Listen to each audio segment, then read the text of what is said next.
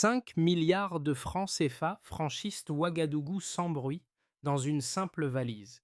Ce contraste est brutal. Une somme capable de déstabiliser un État circule sans alarme, tandis qu'en surface, la capitale burkinabé conserve une apparente normalité institutionnelle. Que révèle, pour un pays du Sahel observé à distance, cette circulation invisible de l'argent et pourquoi place-t-elle Ibrahim Traoré devant l'un des tests de souveraineté les plus sensibles de son mandat? En quelques jours, un équilibre discret menace de basculer. Cette analyse s'engage à décortiquer une séquence précise, sans emphase ni jugement, pour montrer comment une tentative d'influence financière devient un test institutionnel. Comprendre ce mécanisme éclaire les enjeux réels de la souveraineté nationale. Le lecteur ne suivra pas un récit spectaculaire, mais une lecture structurée des faits où chaque décision politique engage des équilibres militaires, sociaux et diplomatiques. L'enjeu est clair. Saisir comment des pressions invisibles peuvent remodeler la loyauté des forces armées sans déclencher de crise immédiate. Pourquoi une valise compte-t-elle parfois davantage qu'un discours officiel? En suivant cette affaire, le public accède à une grille de compréhension utile pour lire les rapports de force contemporains au-delà du cas burkinabé. La promesse est simple: relier un fait discret à ses conséquences mesurables sur la souveraineté d'un État exposé. À travers cette lecture, l'objectif n'est ni l'adhésion ni la condamnation, mais la capacité à distinguer l'influence réelle des perceptions entretenues. Ce cadre permet d'entrer dans le dossier sans idées reçues, en évaluant ce qui est prouvé, ce qui est suggéré et ce qui reste en suspens. Un fait chiffré change immédiatement la lecture. Exactement 5 milliards de francs CFA n'étaient pas destinés à financer un projet, mais à provoquer un basculement interne ciblé. Un second élément, tout aussi décisif, s'impose d'emblée. Les services burkinabés suivaient cette opération depuis plusieurs semaines, convaincus que cette somme visible n'était qu'un signal parmi d'autres. Ces deux données déplacent le récit. Ce qui pourrait passer pour une tentative de corruption isolée s'inscrit dans une séquence beaucoup plus dense, où des pressions accumulées sur plusieurs années se concentrent soudainement dans quelques échanges discrets. L'argent ne circule pas seul. Il arrive avec des promesses, des récits rassurants et des calendriers implicites. Pour les enquêteurs, la valise n'est qu'un point d'entrée. L'enjeu réel consiste à comprendre qui parle, à qui, par quels canaux et dans quel but stratégique. Les investigations ne s'arrêtent donc pas aux porteurs. Elles élargissent le champ: cartographie des communications, identification d'intermédiaires financiers, analyse de signaux faibles reliant plusieurs capitales régionales.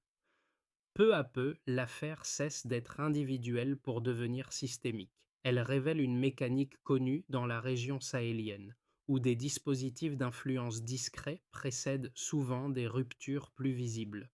Dans ce contexte, la présidence comprend que la question dépasse largement l'argent. Il s'agit de tester la solidité du commandement militaire, de mesurer les lignes de fracture potentielles et d'évaluer jusqu'où la loyauté peut être fragmentée sans provoquer de réaction immédiate. La marge d'erreur est étroite. Une réaction précipitée risquerait d'alimenter la suspicion interne, tandis qu'un silence prolongé laisserait le réseau se consolider.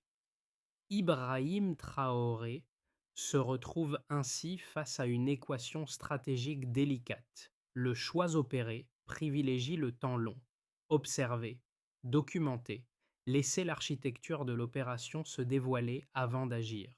Cette approche transforme une menace latente en source d'informations structurées. La séquence n'est plus subie, elle est exploitée. Ce renversement introduit une lecture clé. Dans une guerre d'interférences à bas bruit, la patience peut devenir un outil de souveraineté. Au cœur de cette séquence apparaît Arrosia Kodeke, un personnage rarement exposé, un officier de terrain reconnu pour sa prudence méthodique.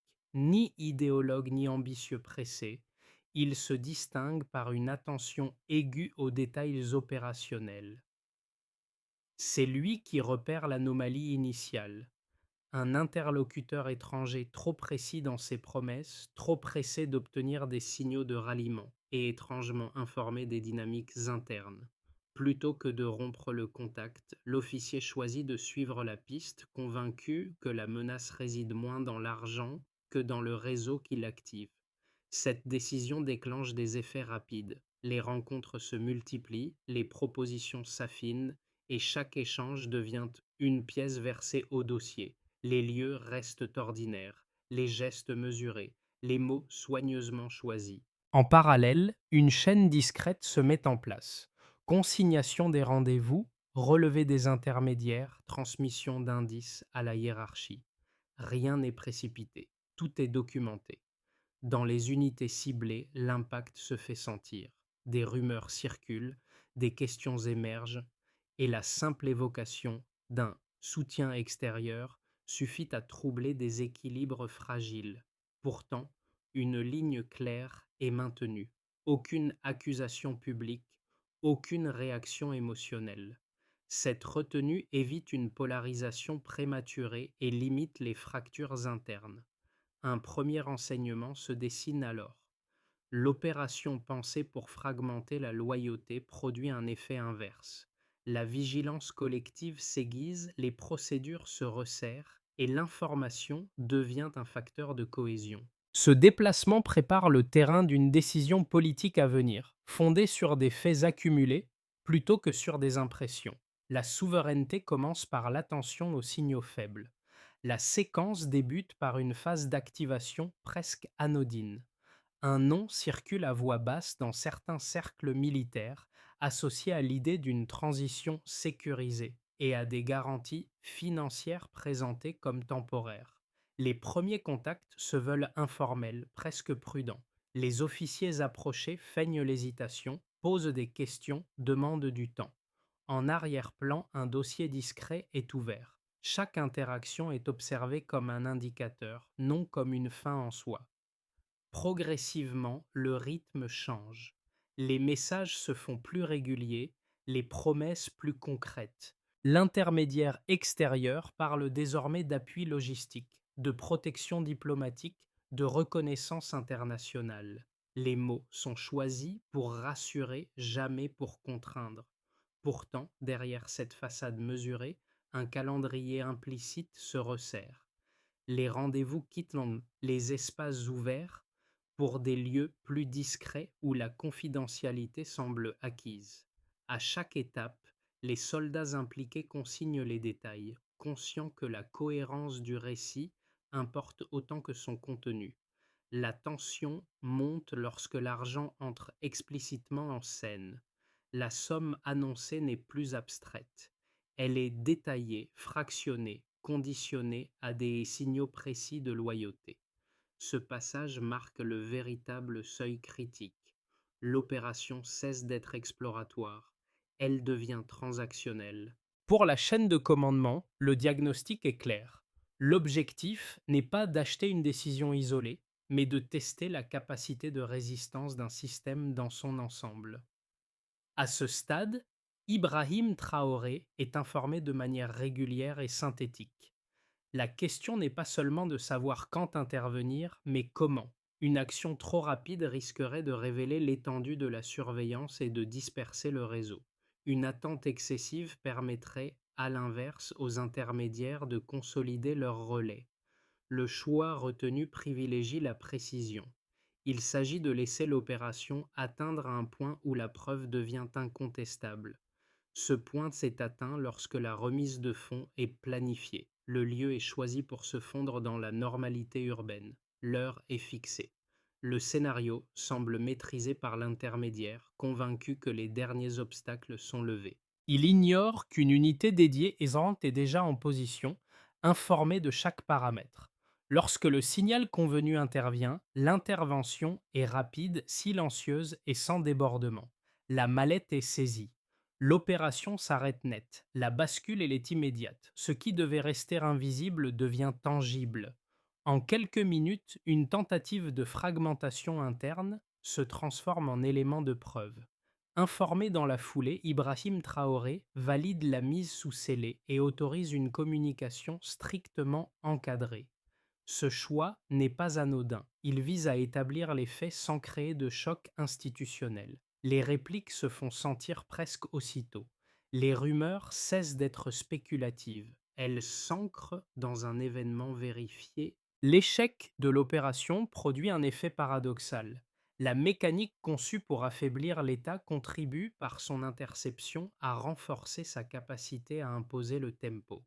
La séquence des faits montre comment une pression diffuse peut, en atteignant son point culminant, provoquer un retournement stratégique. Avant l'interception, l'affaire relevait du soupçon diffus, après, elle bascule dans le mesurable. Ce passage du flou à la donnée constitue le cœur probant du dossier. Trois repères chiffrés structurent cette transition et permettent de lire l'événement autrement que par l'émotion ou la rumeur. Premier repère, les flux financiers. Entre juillet et octobre 2024, plus de 5 milliards de francs CFA transitent par des circuits parallèles identifiés par les services burkinabés. Pris isolément, ce montant pourrait être interprété comme un financement opaque parmi d'autres. Replacé dans son contexte, il révèle une architecture durable. L'argent ne circule pas en une fois, mais par séquences coordonnées via des ONG écrans et des intermédiaires installés hors du pays. En clair, la somme ne sert pas à payer un acte ponctuel, elle alimente un dispositif continu d'influence. Cette progression graduelle marque le passage d'un simple test à une tentative structurée. Deuxième repère, les communications. Les enquêteurs recensent 32 échanges cryptés concentrés sur moins de 3 semaines, reliant des acteurs locaux à des correspondants situés à l'étranger. Ce chiffre, pris seul, pourrait sembler limité. Rapporté à la courte période observée, il indique une intensification soudaine des contacts décisionnels. La synchronisation entre ces échanges et les mouvements financiers montre que l'argent et l'information avancent de concert. Il ne s'agit pas d'initiatives isolées, mais d'un pilotage à distance cherchant à maintenir une cohérence opérationnelle. Troisième repère, la réaction sociale. Dans les 48 heures suivant l'annonce officielle de l'arrestation, plus d'1 million de messages de soutien sont enregistrés sur les réseaux sociaux burkinabés. Ce volume dépasse largement les mobilisations observées lors d'événements politiques ordinaires. Cette donnée traduit un effet inverse à celui recherché par l'opération. Au lieu de fragmenter, elle agrège. La tentative d'influence, conçue pour rester invisible, devient un catalyseur de cohésion. Ces trois indicateurs forment un ensemble cohérent. Les flux financiers établissent l'existence d'un réseau organisé. Les communications démontrent la coordination et l'intention. La mobilisation sociale révèle l'impact réel sur le terrain. Ensemble, ils permettent de passer d'une lecture narrative à une lecture analytique. L'affaire n'est plus interprétable comme un malentendu ou une exagération sécuritaire. La décision de rendre publiques certaines de ces données marque un second basculement. En exposant des éléments vérifiables, l'État contraint les acteurs extérieurs à se positionner face aux faits plutôt qu'au discours. Ibrahim Traoré assume alors un choix stratégique, utiliser la transparence sélective comme outil de défense. Cette approche limite la contestation possible car elle s'appuie sur des chiffres difficiles à relativiser. Un point mérite d'être souligné. Aucune de ces données ne prouve à elle seule une ingérence totale. C'est leur convergence qui fait sens. Les montants, les calendriers et les réactions s'alignent pour dessiner une intention structurée. Cette logique cumulative explique pourquoi la séquence des 5 milliards dépasse le fait divers. Elle devient une démonstration chiffrée de la manière dont la souveraineté peut être testée puis renforcée par l'exposition méthodique des preuves. Deux lectures solides s'affrontent après l'affaire des 5 milliards, chacune portée par des arguments qu'il faut examiner sans caricature. La première, défendue par certaines chancelleries et analystes internationaux, avance le risque d'une surinterprétation sécuritaire. Selon cette thèse, transformer une tentative de corruption en preuve d'ingérence systémique pourrait accentuer l'isolement diplomatique. La coopération extérieure resterait indispensable face à l'insécurité régionale, et une posture trop défensive risquerait d'entraîner moins d'aide, moins d'investissement et davantage de vulnérabilités économiques. Dans cette optique, l'exposition publique de l'affaire pourrait durcir des rapports déjà fragiles. La seconde lecture renverse ce raisonnement. Pour ses défenseurs, l'événement met en lumière un problème plus profond. La dépendance prolongée à des dispositifs extérieurs crée des zones grises exploitables. Les aides conditionnelles, certains montages financiers opaques et des canaux informels de coopération auraient, dans plusieurs pays du Sahel, servi de vecteurs d'influence. L'affaire ne serait donc pas une exagération, mais la manifestation concrète d'un mécanisme déjà observé ailleurs, où l'argent précède la pression politique. Ces deux positions présentent une cohérence interne. Oui, le risque d'isolement est réel et mesurable. Des sanctions partielles, des frictions diplomatiques et une méfiance accrue des bailleurs peuvent produire des coûts sociaux tangibles. Cette inquiétude ne relève pas de l'abstraction et mérite d'être prise au sérieux. À l'inverse, ignorer les faits documentés reviendrait à minimiser une tentative structurée de fragmentation interne. La force de la réponse tient alors aux données. Les flux financiers tracés sur plusieurs mois, la concentration d'échanges cryptés sur une période courte et la coordination transfrontalière établissent une intention qui dépasse l'incident isolé. Ces éléments ne relèvent pas d'un récit idéologique mais d'une accumulation de preuves convergentes. Ils montrent que la coopération peut, dans certains cas, masquer des dispositifs d'influence plus intrusifs. La conclusion n'est pas binaire. L'affaire révèle une tension réelle entre ouverture nécessaire et protection de l'autonomie. Ce n'est ni le repli systématique ni la confiance aveugle qui s'impose, mais une ligne étroite guidée par des faits vérifiables et des mécanismes de contrôle renforcés. Un point important émerge rapidement. L'intermédiaire n'agissait pas seul. Les documents saisis révèlent rapidement que l'homme arrêté n'est qu'un maillon. Les notes, contacts et calendriers indiquent une chaîne active dans plusieurs capitales régionales, opérant de manière simultanée. Cette découverte change la nature de l'affaire. L'objectif n'était pas d'acheter une décision ponctuelle, mais de tester la solidité d'un système au moment précis où l'armée burkinabé réorganisait ses structures internes.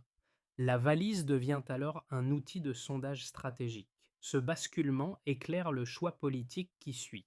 Plutôt que de contenir l'information pour éviter l'agitation, Ibrahim Traoré opte pour une exposition partielle et maîtrisée des faits. Ce geste produit un effet inattendu. Les acteurs extérieurs, habitués à agir dans l'ombre, se retrouvent contraints de réagir publiquement, tandis que l'opinion nationale s'approprie le récit sur la base d'éléments concrets. La crise cesse d'être défensive.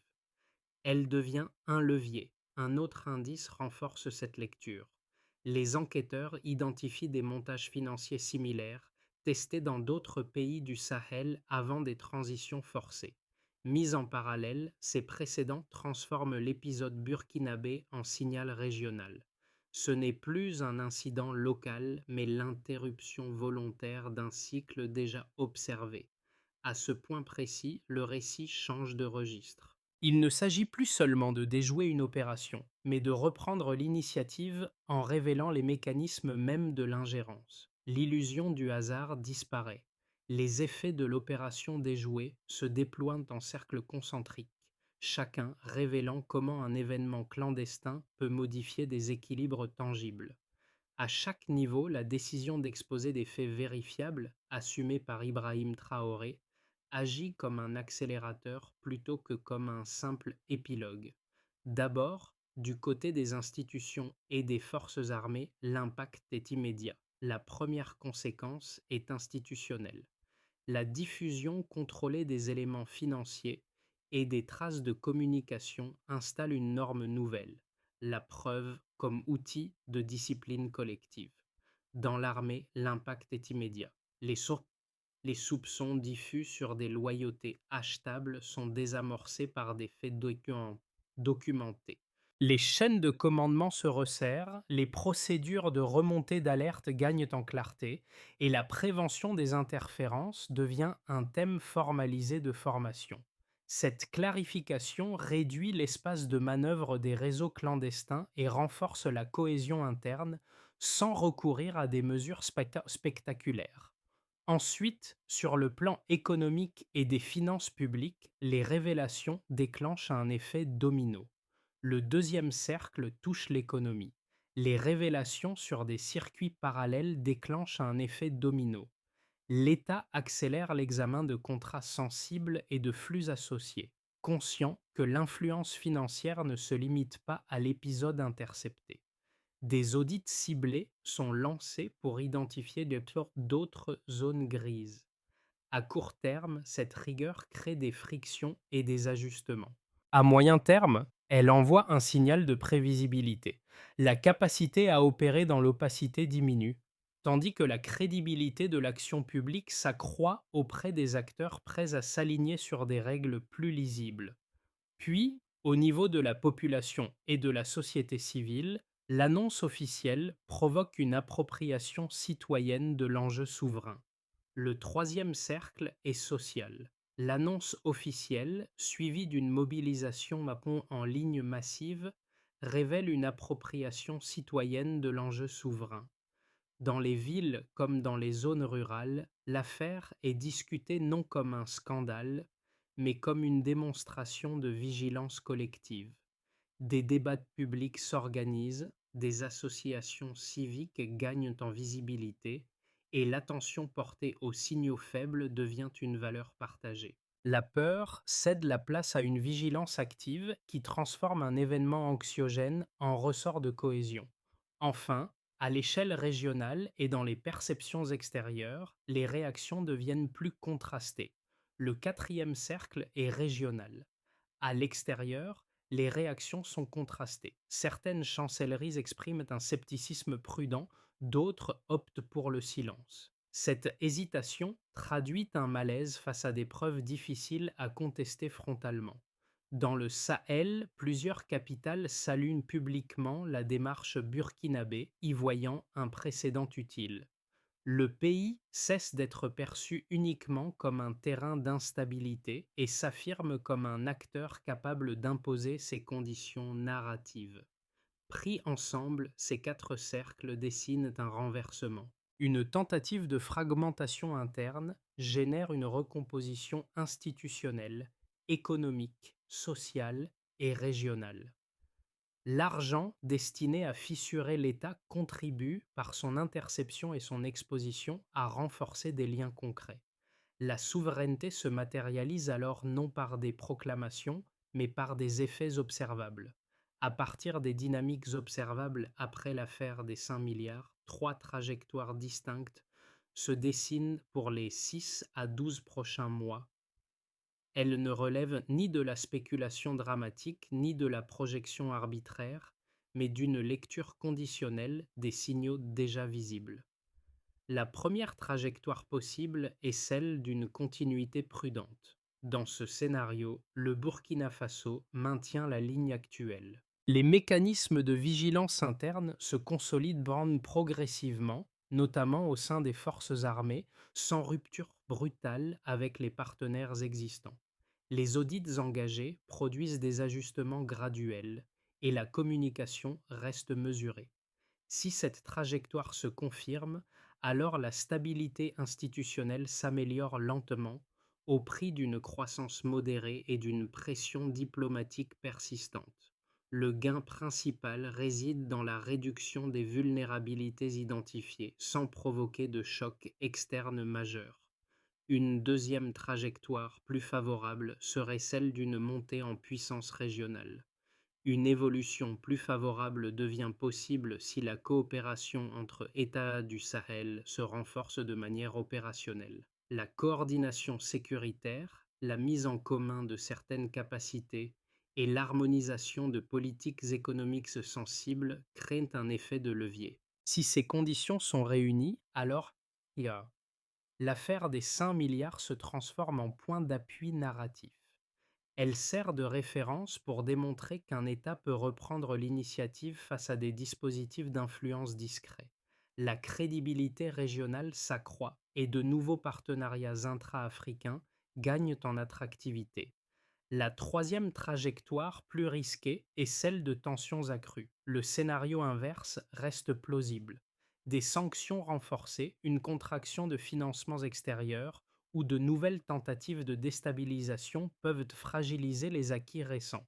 Si ces pressions s'intensifient, alors la cohésion interne serait mise à l'épreuve et les marges de manœuvre économiques se réduiraient. Les les tensions sociales pourraient s'exacerber, rendant chaque décision plus coûteuse politiquement. Face à ces trois chemins, une recommandation de lecture s'impose. Aucun scénario n'est figé. Les choix opérés aujourd'hui orientent la trajectoire future. Si la souveraineté est traitée comme un processus mesurable plutôt qu'un slogan, alors les marges d'adaptation demeurent ouvertes. Ibrahim Traoré apparaît ici comme un arbitre contraint, évoluant dans un espace étroit où chaque option comporte des coûts et des opportunités. Au-delà des institutions, la séquence des 5 milliards produit des effets différenciés sur des groupes dont les attentes et les contraintes ne se recouvrent pas entièrement. Comprendre ces perceptions permet de mesurer la profondeur réelle de l'événement. Pour les cadres intermédiaires de l'administration et de l'armée, l'affaire agit comme un signal de clarification. Elle confirme que les zones grises ne sont plus tolérées et que la vigilance devient un critère professionnel explicite. Cette évolution renforce un sentiment de protection, mais elle accroît aussi la responsabilité individuelle. La loyauté cesse d'être implicite. Elle se démontre par des comportements observables et documentés. Chez les acteurs économiques locaux, la réaction est plus ambivalente. Certains redoutent que le durcissement des contrôles ralentisse des projets déjà fragiles. D'autres y voient, au contraire, une opportunité de rééquilibrage. La réduction des circuits parallèles promet un environnement plus lisible pour ceux qui acceptent des règles plus strictes. À moyen terme, cette lisibilité peut devenir un avantage compétitif, même si la transition impose des ajustements immédiats. Pour les citoyens ordinaires, notamment dans les zones urbaines populaires et rurales, l'impact est moins technique mais tout aussi réel. L'affaire nourrit des conversations quotidiennes sur la dignité, la protection collective et la capacité de l'État à anticiper plutôt qu'à subir. La politique cesse d'être perçue comme un jeu lointain. Elle se relie à des choix concrets, compris comme protecteurs ou non. Enfin, chez les jeunes engagés et les relais d'opinion, la séquence devient un cas d'école. Elle alimente une exigence accrue de transparence et de participation. Deux gestes simples émergent: demander des comptes sur l'usage des ressources publiques et rester attentif aux signaux faibles, même lorsqu'ils semblent anodins. Cette appropriation transforme un épisode discret en apprentissage civique durable. Transformer l'échec d'une opération clandestine en capacité durable exige une réponse structurée, lisible et mesurable. À la suite de l'affaire des 5 milliards, une feuille de route en plusieurs étapes se dessine, visant à réduire les vulnérabilités mises au jour sans créer de rupture institutionnelle. La première étape concerne les partenariats stratégiques. Les accords existants, notamment dans les domaines sécuritaires et extractifs, font l'objet d'un examen ciblé. L'objectif n'est pas la rupture, mais la correction d'asymétries identifiées. Les critères d'évaluation portent sur la transparence des clauses, la traçabilité des flux et la part de valeur ajoutée réellement captée au niveau national. Ce travail s'inscrit dans un calendrier resserré afin de limiter les zones d'incertitude. La deuxième étape vise la transparence financière. Des outils de suivi renforcés sont déployés pour détecter plus tôt les circuits parallèles. La logique est préventive. Réduire l'espace de l'opacité permet d'anticiper les tentatives d'influence avant qu'elles n'atteignent un seuil critique. Le succès se mesure moins par des annonces que par la capacité à signaler rapidement des anomalies. La troisième étape touche à la cohésion militaire. Des modules de formation dédiés à la prévention des interférences sont intégrés au parcours existant. Ils alignent doctrine, procédures et éthique professionnelle. L'indicateur clé reste la fluidité de la remontée d'informations et la clarté des chaînes de commandement.